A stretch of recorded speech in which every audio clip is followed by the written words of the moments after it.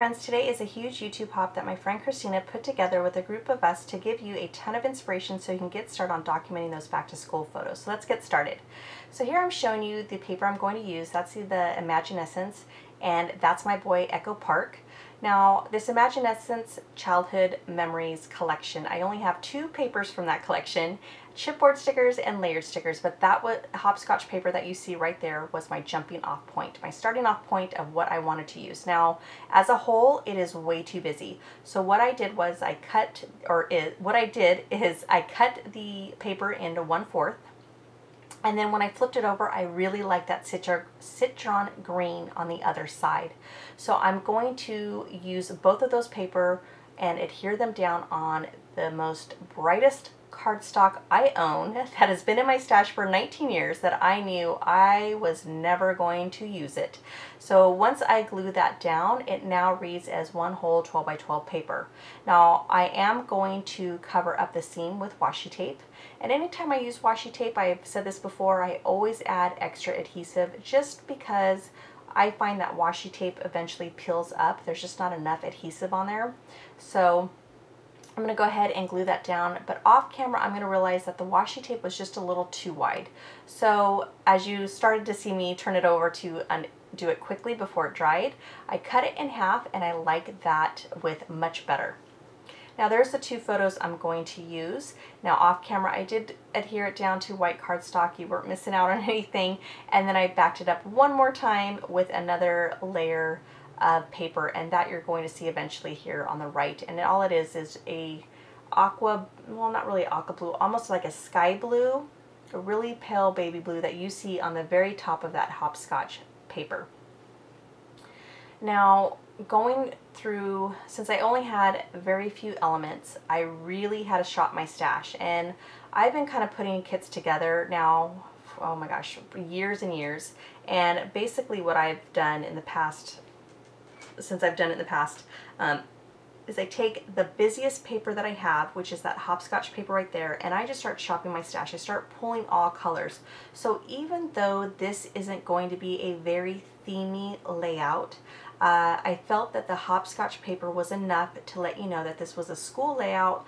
Plus you see the picture, or behind my son is his cubby with his name on it and his backpack, and then of course on the other photograph, one grinning mom that is putting on the biggest smile she can for her son, because deep down she is crying because she did not want to see her son go. Just goes by too fast, right?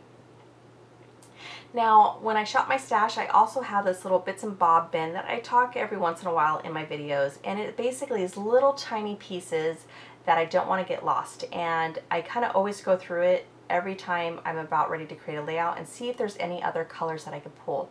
So I found this one that says "You're Too Cute," and it was from like a 6x6 pad. I think it was from crepe paper.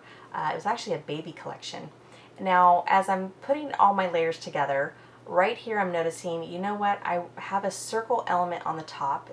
Actually it's a pinking element, or pinking shape, but still it's that circle curve shape, and I want the same shape on the bottom left. So I went through all of my stickers, and everything I had was cream based. So I went back on the sticker sheet and I'm trying to find something that is circular. However, I don't have any more circles left. So this is where I had to get a little creative. I noticed though that I had a leftover part of what used to be the sticker, and it's just the border of where the sticker was. And I cut around it, and then I'm going to take that very thin border and I'm going to grab some white cardstock, which is scratch paper as you can see, and I'm just going to put that down and then cut around it, and voila, there is my circle shape that I wanted so badly. Just to have a little bit of symmetry where one is on the right, the other one's on the bottom, and there it creates balance. Now, of course, I'm starting to have my visual triangle that you see, or that you hear so many creators talk about. So there it is on the top right, then I'm going to have it on the lower left, and then I'm going to have one more going directly below the one on the right. So here I am gluing everything down, and one thing whenever I try to create a visual triangle is I do try to have all of the colors repeating in each point. Now, does that work always? No, but you know, this time it did. Sometimes I'm like, don't even worry. I'm not going to stress on it if every single color's in that visual triangle. But today it worked out nicely, and that's all that I care about. Some days it doesn't, and as long as the layout looks good to me, I am fine with that, and I just keep on rolling.